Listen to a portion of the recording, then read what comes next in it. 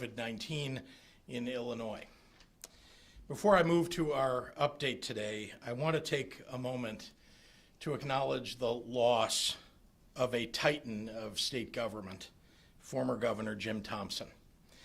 As the longest-serving governor in Illinois history, Big Jim walked the walk on bringing people of all political stripes together to make life better for the people of this state. He lived a big life and he got big things done, important things done for the people of Illinois. But perhaps most importantly, he was a kind and decent man who set the standard for what public service can and should look like in our state. I have spoken with his family and his friends and offered MK's and my condolences. And on behalf of the people of Illinois, I want to ask for a moment of silence here today to honor him and to let his wife, Jane, and his family and the many friends and colleagues of his know that all who knew him will mourn his loss.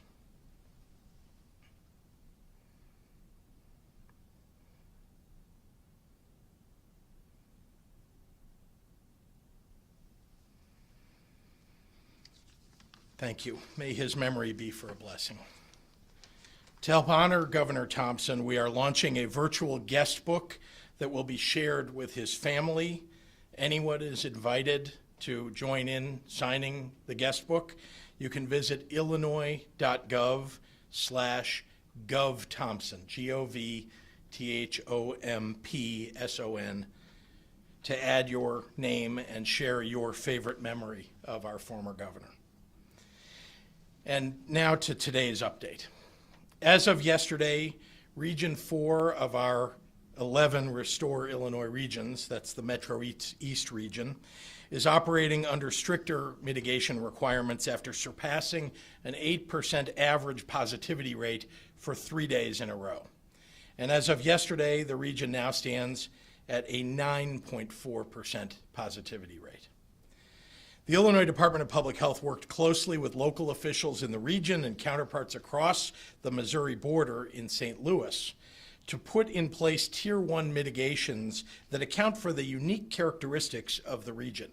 IDPH will be monitoring the region closely over the next 2 weeks, and if the positivity rate remains at or above 8%, Region 4 may be subject to additional mitigations, such as the full closure of indoor bars and dining. As Dr. Ezike and I have said throughout the COVID-19 pandemic, facts and science will continue to determine what efforts Illinois should make to protect our people. If the data shows the virus is spreading at a high rate, like we're seeing in Region 4, we won't hesitate to tighten restrictions to protect our communities. Your health and safety is my paramount concern. I'll remind everyone that in addition to the 3 days of an 8% rolling average that Region 4 triggered, a return to tougher mitigations can also be set off by 7 days out of 10 days of increasing positivity rate, plus a sustained 7-day increase in hospital admissions. The regional specifics of the tightening of mitigation efforts will be determined and dependent upon the types of activities that are most likely causing or could cause greater community spread of the virus.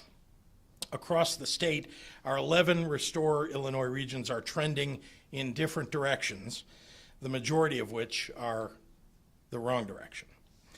Comparing yesterday's data to a week ago, Region 2, 3, 4, 8, 9, 10, and 11 have all seen an increase in their 7-day rolling average positivity rates. Only Regions 1, 5, and 6 have seen a slight decrease. We're closely monitoring all 11 regions of Illinois, but in addition to Region 4, we're seeing troubling trends in Region 7, which includes Kankakee and Will counties, and Region 5, which represents Southern Illinois. I want to emphasize again that local elected officials and health officials should pay close attention to the data for their communities and, where necessary, should step up and impose greater mitigations on a targeted basis to bring down the number of infections and positivity rate. Otherwise, it may only be a matter of time before the state will be forced to step in on a regional basis in other areas and impose resurgence mitigations like closing bars, indoor dining, limiting all indoor gatherings to even smaller capacity, and more to reduce the spread of the virus.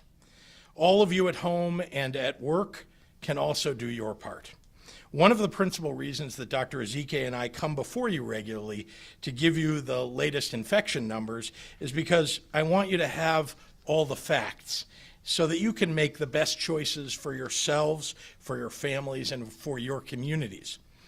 You can check your county's most recent metrics every day on the IDPH website. And this week we rolled out travel guidance with an interactive map, another resource for individuals to reference as they make decisions about travel, whether work-related or for leisure.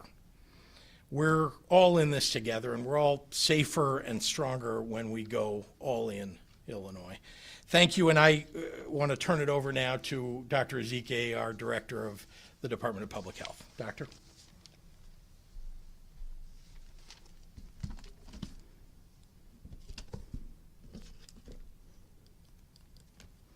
All right, thank you so much, Governor, and good afternoon, everyone.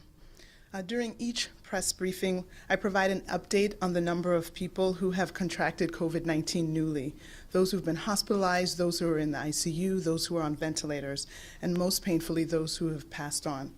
I'm concerned that we've grown numb to these numbers, and we need to remember that they're not just numbers. These are people. These are loved ones who were so sick that they were hospitalized in the intensive care unit and unfortunately succumbed. In March, when we started seeing evidence of just how deadly this disease could be, we did what we had to do. We stayed home, and when we couldn't stay home, we took the necessary precautions. We wore face coverings, we kept our distance, we kept washing our hands. We're now in August, and people are tired. They're tired of staying home, they're tired of wearing face coverings. But again, as I've said, the virus is not tired. This virus didn't change. Its tactics are the same and its practices are the same, but we can't change ours. We have changed our activity, and yes, we had to get back to doing some things. We couldn't stay in the house until the virus or the vaccine came, until the cure or the vaccine came. But what we do need to do is approach our activities in a way that it can be safer for us. And that will make the difference between being in a high-risk situation and a low-risk situation, between being in school in a classroom or school on Zoom, and potentially life or death. Some people seem no longer worried about the severity of the disease and are willing to sacrifice not only their health, but the health of others around them or even people they don't know. Please, let's think of everyone, and let's think of the people that we can save. Today, we are reporting almost 2,295 new mothers, fathers, daughters, sons who were newly diagnosed with COVID-19, and regrettably, 25 additional lives lost to COVID-19. This brings the total number of individuals in Illinois to 211,889 and 7,806 individuals who will not be at Thanksgiving dinner this year. 1,519 people in Illinois were reported to be in the hospital as of midnight, with 334 patients in the ICU and 144 patients on ventilators. In the last 24 hours, more than 50,000 lab results, our highest total ever, have been reported for a total of nearly 3.5 million tests that have been performed since the beginning of this COVID pandemic. I've heard people say that the numbers aren't that bad, they're only increasing a little, we're better than other states, we don't really need to be that strict. The truth is we are better than most states, but that's true today. but we are going in the wrong direction. The country as a whole, for 4 weeks in a row, the positivity rate has declined. For 4 weeks in a row for Illinois, the positivity rate has increased. This is precisely the time that we have to act. We want to prevent from getting into a very bad spot. We want to be proactive and not be chasing our tail as it spirals out of control. Prevention is always the best plan, but we know that there will be infections despite our best efforts. So what else can we do? I'm often asked that. I'll tell you, like I would tell my adult patients if I were still at the Austin Health Center or Stroger Hospital or the Cottage Grove Clinic. I'll say, be your healthiest you. So if exercise and eating right is not getting your blood pressure to goal, take the blood pressure medicines that were assigned to you. Check your sugars like you're supposed to if you're diabetic, and do what you need to do to get your sugars down. Walking can absolutely be a safe activity, even in these COVID times. Walk for your blood pressure, walk for your diabetes, walk for your anxiety, walk for your depression. It's good for all of that. Take care of you so that if COVID strikes, and I pray that it doesn't strike you, your best you will be there to fight. And to my pediatric patients, I tell them, and I tell their families, please schedule your health maintenance visits. Get all your shots up to date. And to every single body, I say, plan to get your flu shot as early as possible. We have not seen what flu and COVID illness looks like together, and I'm sure we don't want to. Please get your flu shot as soon as it's available. Continue the 3 W's, wear your face covering, watch your distance, wash your hands. The sooner the better, and we can all get back to some semblance of normalcy. We are all in Illinois. Durante cada conferencia de prensa reporto el número de personas con COVID-19. Los que están en la hospital, los que están en la unidad de cuidados intensivos y desafortunadamente los que han fallecido. Me preocupa que hemos vuelto insensibles a estos números. Debemos recordar que estos no son solo números, son personas. En marzo, la gente hizo lo que era necesario para cuidarse. Nos quedamos en casa y cuando no podíamos quedarnos en casa, tomamos precauciones, nos cubrimos la cara y mantuvimos la distancia. Ahora estamos en agosto y la gente está cansada de quedarse en casa y cansada de cubrirse la cara. Pero el virus no está cansado. El virus no ha cambiado su curso. Lo que han cambiado son nuestras acciones y actividades. Algunas personas ya no parecen preocupadas por la gravedad de la enfermedad y están dispuestas a sacrificar no solo su salud, sino la salud de todos que están en contacto. Quiero recordarles a todos nuevamente que estos no son solo números, estas son personas. Hoy informamos que 2,295 madres, padres, hijas, hijos han sido diagnosticados recientemente con COVID-19 y 25 personas con COVID-19 que han fallecido. Esto eleva el número total de personas en Illinois a 211,889 casos y el número total de vidas perdidas a 7,806. 1,519 personas en Illinois pasaron la noche en el hospital con COVID-19. De ellos, 334 pacientes estaban en la unidad de cuidados intensivos y 144 pacientes en ventiladores. En las últimas 24 horas se han reportado más de 50,000 resultados de laboratorio, un máximo por Illinois, para un total de más de 3,5 millones de pruebas realizadas.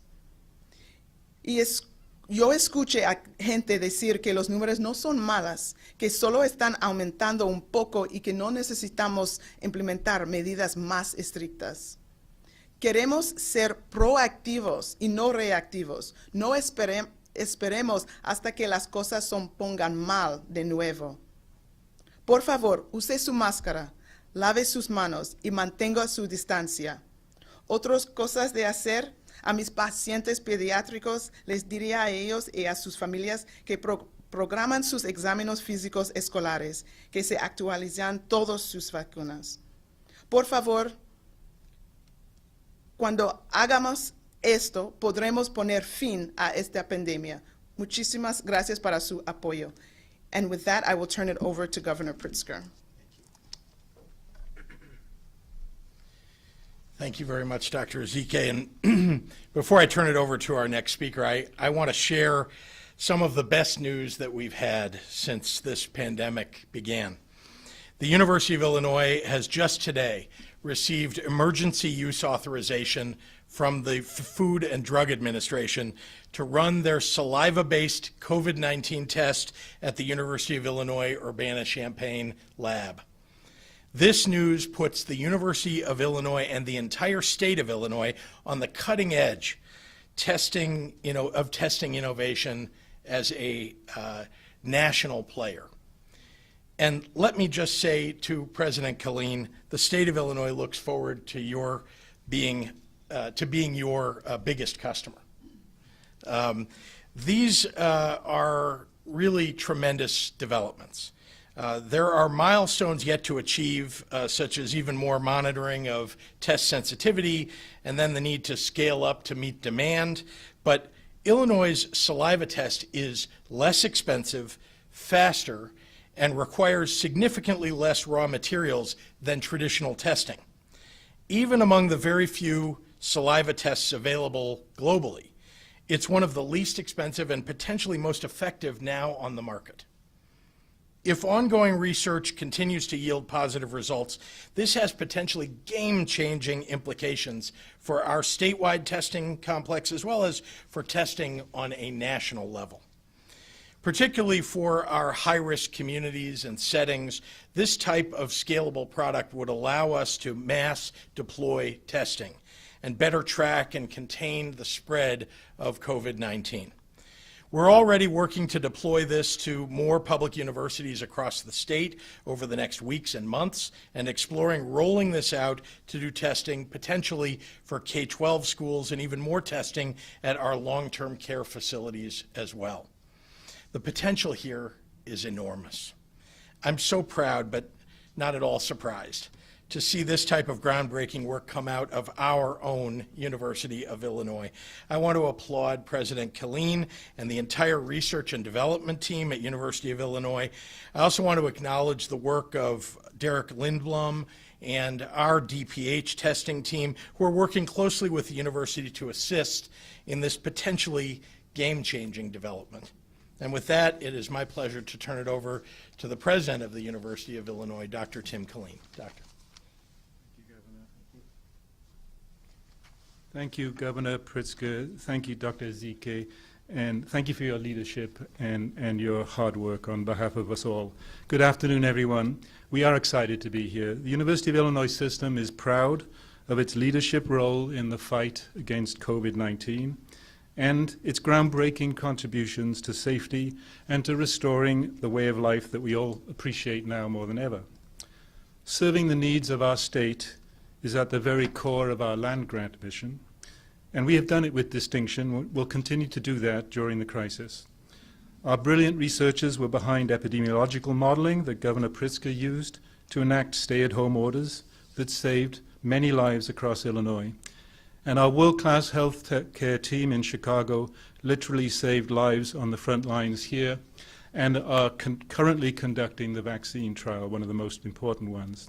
Today's announcement is yet another game changer. As you heard from the governor, the pioneering saliva-based testing developed by our leading-edge researchers in Urbana produces rapid results at costs that allow and permit large-scale surveillance testing. That combination is a key to curbing the virus, allowing isolation early enough to limit the spread of the infection, and it also identifies and isolates people with asymptomatic cases who would otherwise spread the virus unknowingly. It is a cornerstone of what we call the SHIELD program, developed by Urbana researchers that is allowing us to reopen our three best-in-class universities for in-person instruction next week. with students, faculty, and staff all undergoing regular biweekly tests to control the spread of the virus. And thanks to the FDA's approval of our saliva-based testing, we can now turbocharge these efforts to expand the reach of this groundbreaking technology. We have already created an internal unit at the system level that is working with the governor and his team to share the technology in Illinois. Known as SHIELD Illinois, this will work to expand capacity in hopes of benefiting other universities, K-12 schools, and public and private institutions across the state. And we have today created a new university-related organization known as SHIELD T3 that is working to take the technology nationwide. That organization's board of manager held its inaugural meeting earlier today, just over a week after it was created, which reflects our commitment to sharing our know-how as quickly as possible to protect our country until the battle against COVID is won. Both SHIELD Illinois and SHIELD T3 were created in response to a wave of interest from institutions across the state and around the country who are eager to use it. That response signals the vast promise that our testing protocol holds, invented here at home in Illinois, and its power to save lives and livelihoods. We are grateful to the FDA for the green light that will help us share this new breakthrough technology, and to Governor Pritzker and his team for all of their support. I also want to thank Bill Jackson and his team at our Discovery Partners Institute, who have been instrumental in this process and are showcasing the power that DPI holds to move our state forward.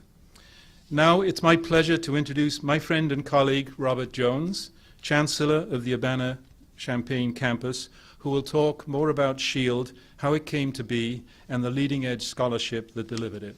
Robert.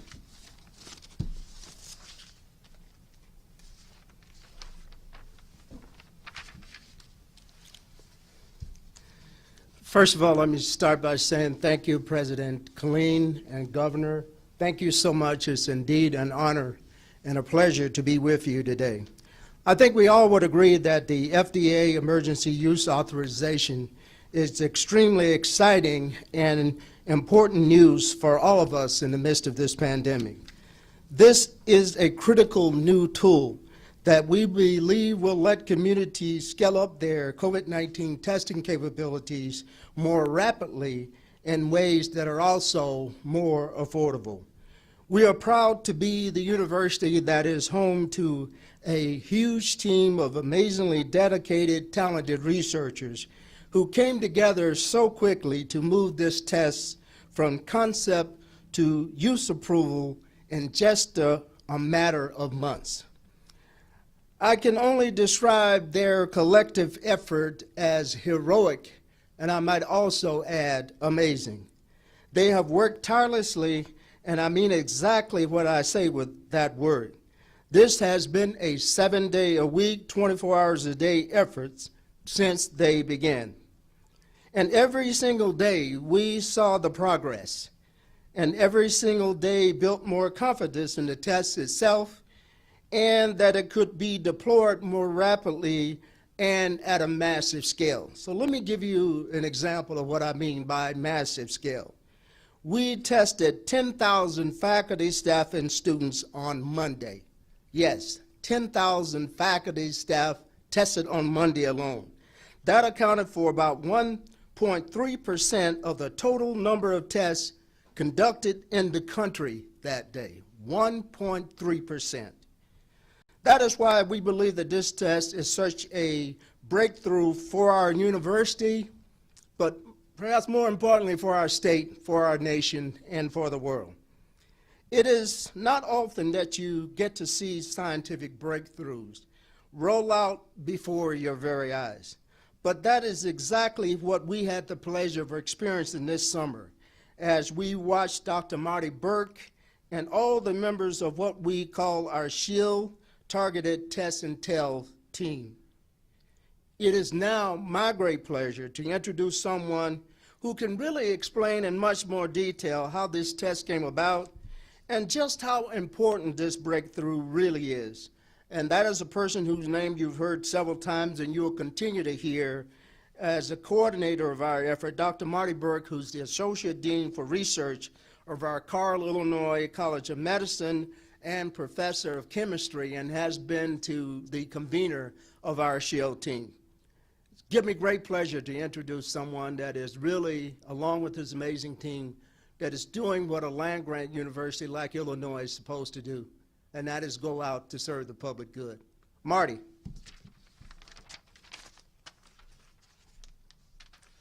Well, thank you so much, Chancellor Jones. Thank you, Dr. Ezike, Governor Pritzker, President Killeen, Provost Congelaris, and Vice Chancellor Martinez for all your tremendous leadership and all of your confidence and faith in our capacity to execute on our land-grant mission and try to make a difference during this very challenging time. As mentioned, I was asked back in March to build a team to try to stand up and strategically deploy scalable COVID-19 testing as part of our university's comprehensive effort to reopen as safely as possible. One of the first things I realized is this all about safety. Safety to empower our community. And so we called it our SHIELD effort to reflect that focus on safety as our very first priority. The second thing that we quickly realized is that testing was going to be critically important, but testing is not a silver bullet. It was going to require a comprehensive program to wrap around that testing capability, to figure out who to test and how often, and to rapidly communicate the results of those tests in a way that can help people get isolated very quickly and get the contact tracing started fast so that we could eliminate the spread of the virus. The third thing that we realized right at the outset is that in order to achieve the goals we were after, it was going to require innovation. We would need to innovate in the data science required to predict and understand the course of the disease, and to figure out who to test and how often in a way that was constantly driven by the very best frontier science we could get our hands on. It was going to require innovation in terms of how we communicate. And I'm happy to tell you, Bill Sullivan, my colleague, is here, and his team developed a new app called Safer in Illinois, where users can get their results directly on their phone and actually participate in exposure notifications to complement person-based contact tracing and thereby maximize the impact of those efforts. And last, and certainly not least, it was going to require innovation in testing. We sat down and tried to figure out what it would take to pull this off. And a colleague in chemistry, Paul Hergenrother, and I mapped it out and realized the current state of the art, where you have a nasal swab, viral transfer media, RNA isolation, and then finally the test, was not going to be sufficient. This standard process is too slow, it's too expensive, and it has too many supply chain bottlenecks in order to be able to do fast and frequent testing on scale. And so my colleague, Dr. Hergenrother, led an extraordinary team of students and postdocs at the University of Illinois at Urbana-Champaign to go after a test that was directly from saliva to the PCR test, and thereby cut out the time, cost, and supply chain bottlenecks that were limiting the capacity for fast and frequent testing on scale. And we're very excited to say the team discovered such a methodology in which saliva can be heated for a period of time and then directly transitioned after addition of a buffer into a PCR assay. And so the fast and capacity for frequent application of this test really was a game changer in terms of our ability to execute on the testing paradigm we wanted to implement. I'm also very excited to tell you that we've had a trial run at this. So in the month of July, we were able to test our faculty and staff who are on campus, as well as many of our graduate students, voluntarily at tents packed up all across the campus. So we have about now 20 different testing centers with 2 lines each, with the capacity for up to 20,000 tests per day. And over the course of July, we saw a positivity rate of 1.5%, progressively drop down to below 0.2% as we continue to execute this fast and frequent testing on our campus. And so we're very encouraged by these results. Throughout the entire process, we've been working very closely with our veterinary diagnostic lab, and my colleague Tim Phan in veterinary medicine was able to transform our veterinary lab into a humid COVID-19 testing facility. This allowed us to then, on our own campus, perform these tests in a way that allows us to get the results back in a fast and frequent manner. And in fact, in many cases, results are now back in 3 to 6 hours, thereby now allowing us to very rapidly help people get isolated and help their contact traces be identified. Today, as we've been discussing, we are at a really exciting milestone in which the recent approval of an FDA EUA by colleagues at Yale is similar enough to our test that we were able to perform a bridging study in our own lab, and through our CLIA certified lab director's agreement that bridging study shows non-inferiority of our test relative to the recent FDA EUA approval. That allows us to now be operating our CLIA certified lab and our test under the umbrella of that FDA EUA certification. This is a similar certification process or bridging study that could be repeated in other labs to now allow that same type of transition into using our test under the umbrella of that FDA EUA approval. The last thing I really want to highlight is this has just been a tremendous partnership with so many different members of our community. We've been directly engaged with the Champaign-Urbana Public Health District, our local mayors, our local businesses, many other members of our community as a collective effort to figure out how we can come together and control the spread of this pandemic and thereby allow our school to reopen as safely as possible. We've also had tremendous partnership with our local healthcare providers, including Carl and OSF, which has just been a tremendously appreciated partnership throughout the entire process. The last thing I'll mention is that our all-star modeling team, my colleagues Nigel Goldenfeld and Rebecca Smith, have allowed us to understand how this test and the infrastructure around it can come together with the critically important measures, including wearing face masks, staying socially distanced, and washing our hands.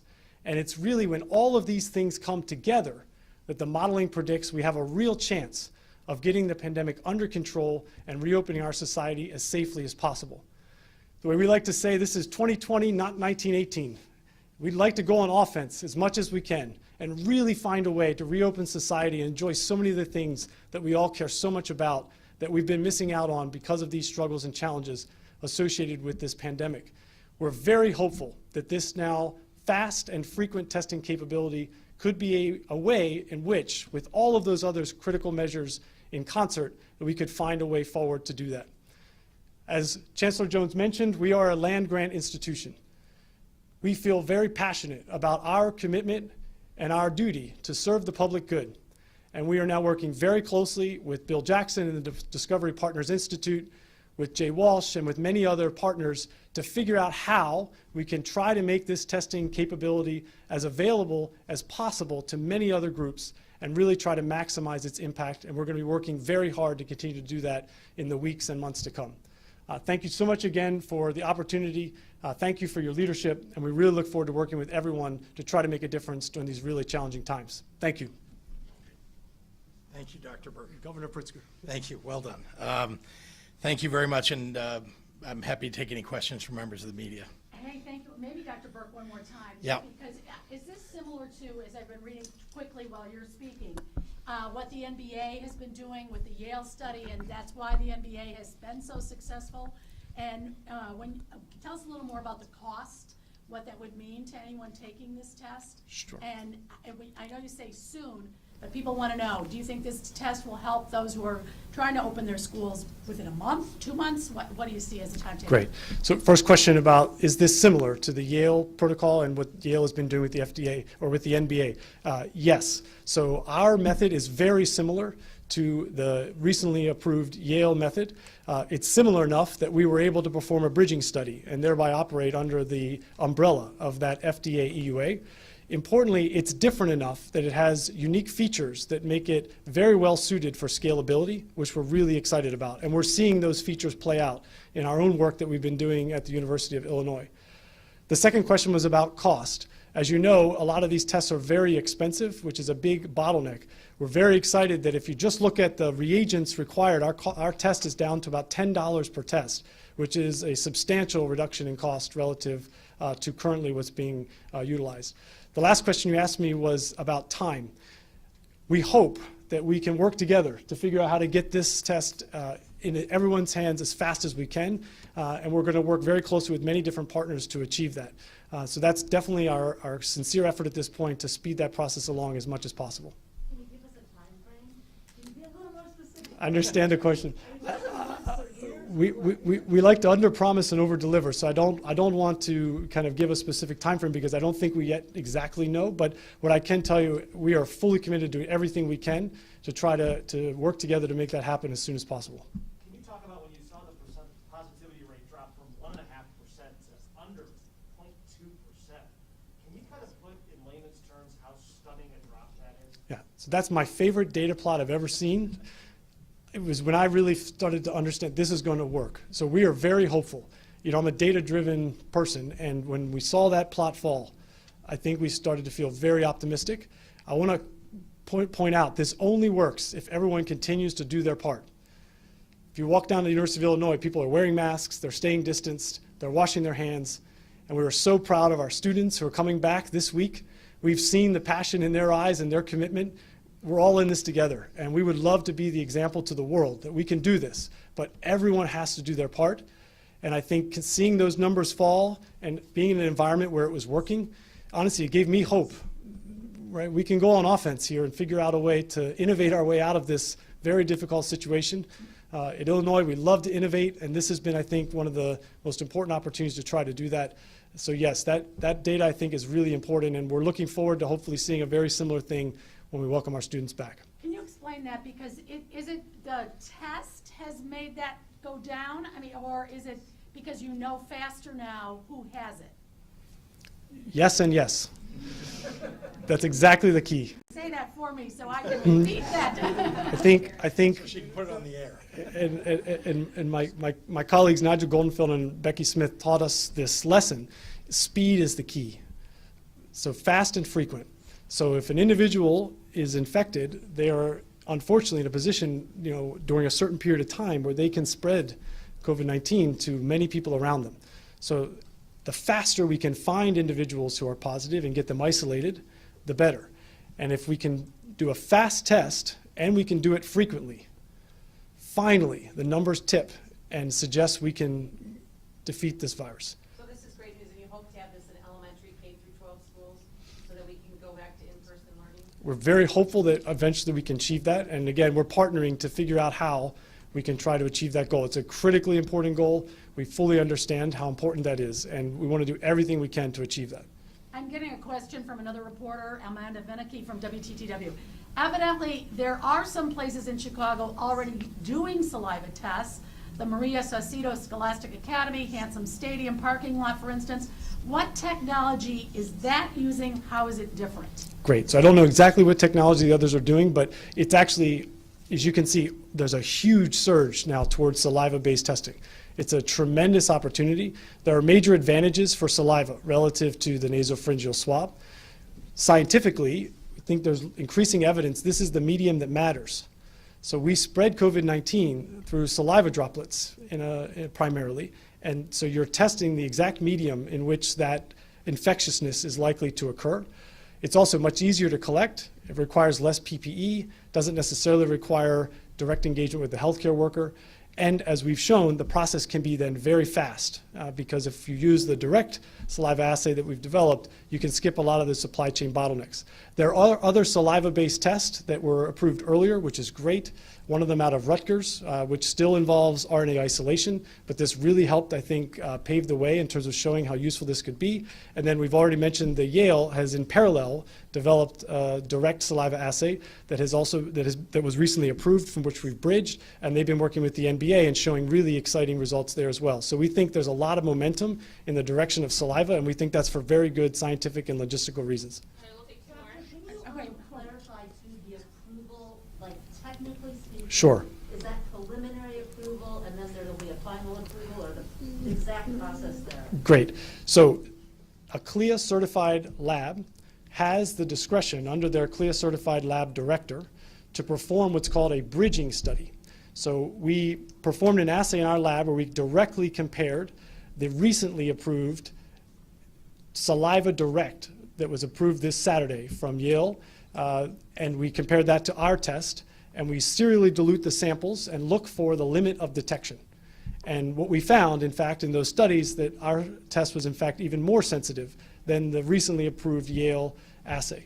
And so this allowed our CLIA certified lab director to then grant us umbrella coverage under the FDA EUA approval from the Yale team, because our assay was shown to be non-inferior in our bridging study. And so this is a first step. We're continuing to pursue independent FDA EU approval directly for our test, but the process that we went through to do that bridging study is a process that other labs could repeat. So it's a really exciting step because it's something that could be reproduced, and we are very happy to allow other labs to reproduce that same bridging study and then be able to start using our assay as well. So what's the most accurate way of putting the preliminary approval, since you're going for your independent approval? So this is really preliminary FDA approval? I don't know, how would you? Yeah, I would just, very specific, we've been approved through a bridging study to use the assay in our CLIA certified lab under the bridging study mechanism. So this would be the most accurate way to describe it. Governor, a couple questions about schools. I know there were some new IDPH guidelines set out, not just recently. Some schools then decided to go to remote. But what is the threshold for you to decide to force everyone to perhaps go remote? Would you even consider pulling the plug on schools that have decided to resume? Well, that's not currently the plan, just to be clear, and we're watching and working very hard to try to bring down the positivity rates all across the state. This is a very important thing to follow. That's why I keep saying it every time I'm up here, because the positivity rate is an indicator of the rate of spread of the virus. And what we're trying to do is get the arrows pointed in the right direction, the correct direction here. So, before most schools open, and we're very close to that now, we're working very hard to at least flatten the numbers and then have them move in the right direction. So we haven't set any parameters yet for what it would take for us to simply say across the board we're closing schools. That is not our aim, and we're hoping that schools have done a good job following our guidelines from the State Board of Education so that they'll open safely and in a way that's healthy for all the families, not to mention the teachers, the paraprofessionals, and the students themselves. What if we get the positivity rate down to, say, 1%, like they did in New York, and Governor Cuomo said, yes, Yeah. we'll go back to in-person learning. Yeah. But we're hearing CTU, they said, no, we don't want to do that, and now there's even talk that they don't even want to go back for in-person learning next year. As a governor, are you going to step in and say, if our positivity rate's low and we can have in-person learning, we've got to get our kids back? Getting our positivity rate as low as it can be is certainly a goal of mine. Getting a positivity rate of 1% would be phenomenal. Would be among the best in the country. And obviously I'm not, everybody has their own view about how comfortable they are. Remember, if you had cancer or you have some underlying condition, even if I told you that we had a 1% positivity rate, you may choose on your own to stay home. That may be your choice. Governor, could I- Yeah. Listen, that's what we're aiming at, right? And we look, we were at 2.6%, I think, statewide at one point, and now, which is a very good number, right? And then as we moved into phase 4, things opened up more, and guess what's happening? The numbers are going up. So now we're trying a more scalpel-like approach, right? To make sure that we're providing mitigations within regions. We were very specific about Region 4, where there are some specific kinds of problems. They're across the river from St. Louis. Everybody that lives on our side of the border and on the other side of the border, they go across the bridge a lot. And so, we had to work in coordination with St. Louis to make sure that what we were doing was effective. I want to just take a moment to tell you just how incredibly exciting today is. I don't know if I have conveyed that to you, but I want you to know this development by the University of Illinois is truly going to have the effect of helping us do what Dr. Burke said: fast testing, fast results, isolating people faster, and contact tracing. All those things have an enormously positive effect. And that fast testing and isolating people before they contact other people. So that contact tracing is just an ancillary activity. My goodness, that is really going to make a difference. And to those of you who asked about schools, K-12 schools, you're going to have to give a little bit of time here, because there's, in order to get the bridging study done, that takes a little bit of time, and they've got to have the right machine at the other end, at the campus that they're trying to bridge to. And so that's something that's going on right now. There's a lot of discussion about that now that the University of Illinois has this. But the University of Illinois, from the beginning, and I've been in on these conversations for weeks, has been focused on how do we spread this across the state of Illinois. That's what my goal is too. In everywhere where there is a high need, trying to prioritize it as best we can. We have K-12 schools opening. We're not going to be able to get these tests in people's hands in districts before schools open in the next month. It's not going to happen.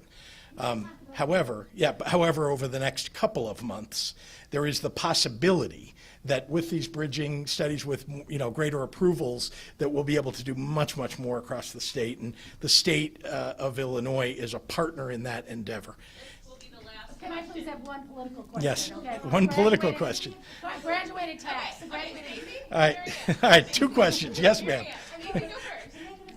Go ahead, Stacy. We don't like Sorry. to be rude. We don't. City of Chicago aldermen want the National Guard. They're calling for Yeah. a special meeting about that. What do you have to say about bringing in the National Guard? Yeah. to the city? Well, as you know, I've been willing to do that. We did that, in fact, when there was looting, when there was violence at the end of May, early June. We did bring the National Guard into the city of Chicago in a support function. That is really how best to use the National Guard in this situation. And we've offered that to the city of Chicago repeatedly. It's available to them. The state of Illinois has 2 basic major public safety resources that can be utilized in relatively short order. There are longer term things that we want to do, obviously, investing in our communities, making sure that we've got the kinds of supports that will assist and lift up families. But in the near future, and when there are public safety concerns that need to be covered, we have 2 resources. One is, and the first line of defense for the state of Illinois, our state police. They are highly trained. Now, there's a 13,000 person Chicago Police Department, but only a 1,900 person state police. But these are highly trained police officers. They go through a longer process in order to become a trooper. And they're very, very good. And they have been a part of the rapid reaction force that was not only during the looting that occurred during the George Floyd protests, but also in the last 10 days. You didn't hear a lot about it because they're working with the Chicago police, working with a plan. You have to have the mayor and the Chicago Police Department utilizing our state police in the right way. You can't just march into a city and start doing things without coordinating with the local police department. But we've been doing that very well. Our director of state police, Brendan Kelly, is in regular, and I mean daily, communication with the CPD as his leading command. And so we'll continue to do that, and we're going to actually do even more from the state police end. Again, National Guard is something that we have done and can do as perimeter security, and they did that around the loop during, again, May and June. And they're, on call, and again, need to coordinate with the city in doing that. And I've called the mayor and spoke with her a number of times to make sure that she knows and her command group knows that National Guard is always available. Could I ask about the Yep. graduated income tax? When the Yeah. largest black trade organization in the state expressed their concerns about the graduated income tax Yeah. and said they are not in support of it, they were then frozen out of a state event. Why would that happen? And are you willing to listen to all sides of those? Oh, yeah. And is that really how you want to run your administration? Well, if that's- someone expresses their view, then they're not allowed in Yeah. to be at a state event. Look, all I can say is this. I have, in fact, I've spoken with Republicans who oppose this, about the graduated income tax. I've spoken with groups that oppose it. In fact, I took many of their concerns into consideration when I was advocating for it in the legislature last year. And we did incorporate some of their concerns, even though none of the Republicans voted for it, but some of their concerns, because they were they were worthwhile. The midst of the pandemic is what Yeah. their concern is, that this might not be the best time for this. Well, actually, I would argue that in the midst of a pandemic, when, as you know, COVID-19 has caused a complete hole in the normal revenues that would come into the state, that indeed, when people need health care, when people need social services more than ever before, that this is, in fact, the time when we need to provide those services and pay the bills for them. And this is just putting right what has been wrong for now 50 years in Illinois, which is an unfair flat tax system that taxes poor people and working class people and middle class people at a higher rate on average, higher rate under the flat tax system than people who are wealthy. And so we're trying to change that. Thank you. Thank you. Thank you very much. Dr. Burke, can you give us a timeline? Dr. Burke? Can anybody? Dr. Burke, do you have a business card? Dr. Burke?